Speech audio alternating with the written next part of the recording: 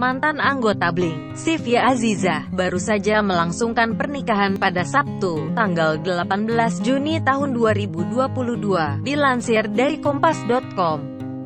Pesta pernikahan Syifa Aziza dihadiri oleh sederet artis tanah air seperti Yura Yunita, dan tentu ex-anggota Blink lain yakni Ivy Alisa, Agatha Priscilla, dan Febi Rastanti.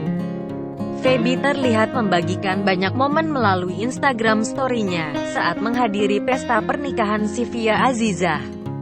Ia mengagumi desain pesta yang elegan, sampai menuliskan pesan haru untuk Syifa. Pernikahan Syifa membuat Febi teringat dengan masa lalu kelam sahabatnya itu soal percintaan.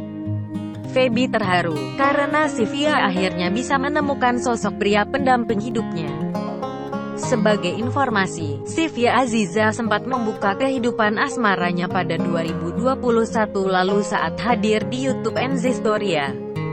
Syifa mengaku pernah menjalin hubungan toksik alias beracun dengan mantan pacarnya. Hubungan beracun itu tak hanya dipengaruhi oleh pasangan, tapi juga oleh sikap Syifa sendiri yang terlalu mengatur pasangannya.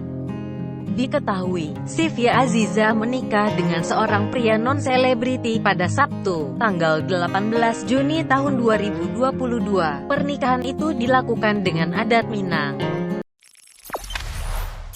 Jangan lupa subscribe, share, komen, dan like ya!